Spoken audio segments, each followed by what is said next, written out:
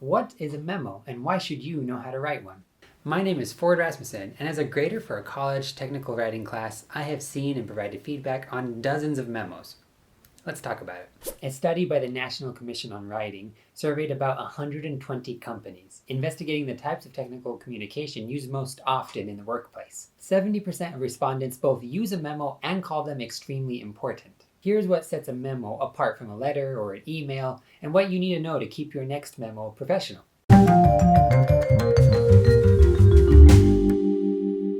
memo is a brief message or report sent within an organization or a company, while letters and emails may be sent more often to outside audiences. Although emails and texting are used increasingly within the workplace too, memos still play an important role. So here are 4 reasons why you might send a memo. Number 1, memos are physical copies that can be secured within an envelope and placed directly on an employee's desk or in their mailbox. Number 2, memos can be used as a cover to accompany other documents or reports. Number 3, memos can reach employees through a bulletin board or break room who don't otherwise have an office or access to a computer. And number 4, they can be good for inquiries, complaints, requests, recommendations, and more. There are so many reasons you might write a memo. One study reported that businesses spend $3.1 billion on remedial writing training annually, and that writing is often considered in the hiring process. So it's worth it to brush up on those writing skills. Let's learn how to write a good memo. Whether you call it a memorandum or a memo, it's the same thing, but you will want to make sure you title your document as such. Let's start by putting the word memo centered across the top. Titles by definition stand out, so make the font bigger here than in the rest of the document. I'll do 16-point font. Also, make it all caps or boldface so there's enough contrast. This is what calls your reader's attention. Always keep your audience in mind. If you are writing to a broader audience, you will write differently than if you are writing to team members within your department. Only use jargon, abbreviations, and acronyms if the recipient will be familiar with these terms. Next, give your title some breathing room. Enter down 2 lines and add the following headers: date, to, from, and subject. The recipients may be one person or a group of people, such as production team. In the from line, type your name, then your initials immediately following it, but in a cursive font. This right here is your signature. Remember, a memo is not a letter, and you will not end your memo with a signature. The initial after your name at the top takes that role, acting as your stamp of approval. It signifies that you wrote the memo and you are taking responsibility for it. Your subject line should be clear and concise.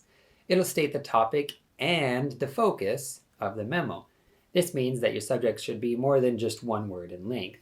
Feel free to fill this in after you write your memo to help you keep it succinct and relevant. As you begin writing, remember to follow the 3-paragraph format: introduction, body, and conclusion. Answer the who, what, when, where, and why questions. Your first paragraph will state why you are writing and what topic you will be addressing.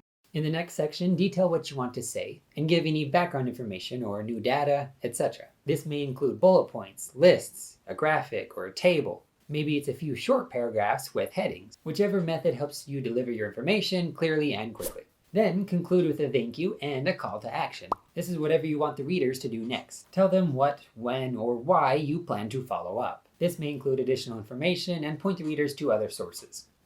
Now remember that memos are written in block formatting. That means that there's no indentation on the first line of each paragraph. This is another way memos differ from letters. Your document should also be single-spaced with an extra space between each paragraph. Keep your memo clear and concise. Ideally, it should be 1 page.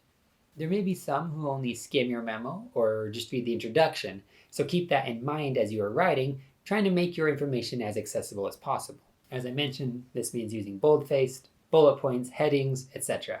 As you finish, remember, do not end with a salutation, but do put your initials at the top in the from line. Lastly, remember to proofread and to check your document for grammar and spelling mistakes. To recap, remember to title your document with the word memo or memorandum, centered across the top. Include the date, who it is to, who it is from, and what the subject line is.